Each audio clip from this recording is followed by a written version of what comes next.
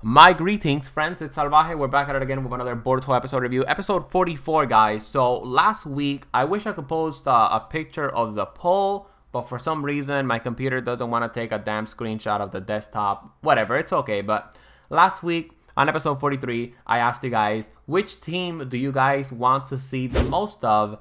Which team do you guys want to see more of in the Boruto anime? 21% Team Sumire, 13% Team Denki, 66% Team Shikadai. Honestly, I'm really shocked and surprised that Team Shikadai got almost all of the votes. There was a total of 62 votes as well. So yeah, thank you guys for participating in the poll. I'm going to put up a poll, a Boruto related poll from time to time. So be on the lookout for it if, of course, you want to participate. So let's get right into this Boruto episode review. I really liked the first half of this episode. It was very philosophical. As you guys know, I like the philosophical type perspectives in animes. And on top of all that, I also really like the second half of the episode. So let's talk about the first half first.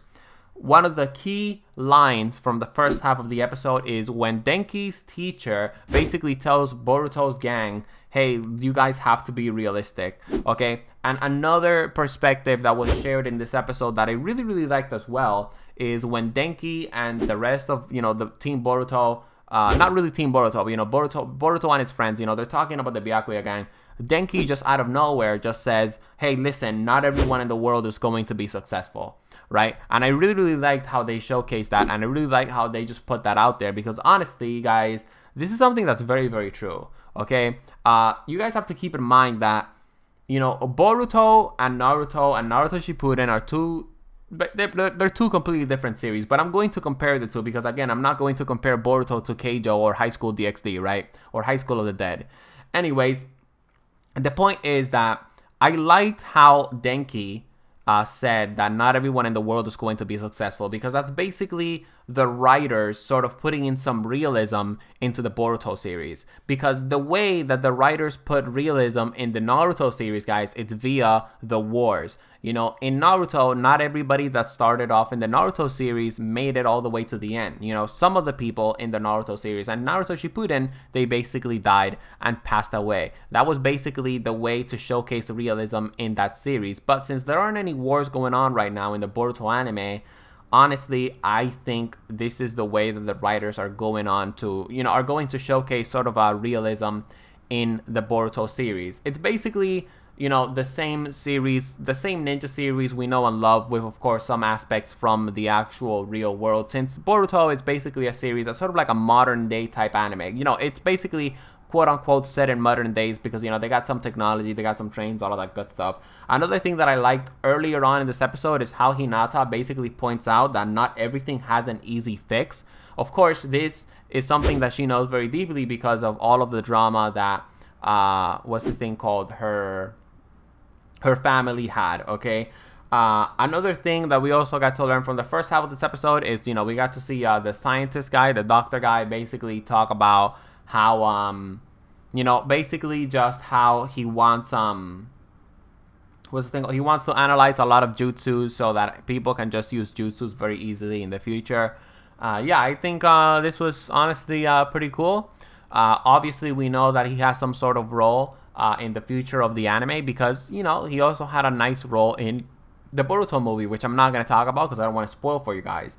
Okay, now let's talk about the second half of the episode. So Shikadai basically interacts with this person from the Byakuya gang, which he probably doesn't know that he's in the Byakuya gang. At least at the moment they were interacting, right? More on that later. But the point is, Temari though. Temari though? Them titties though?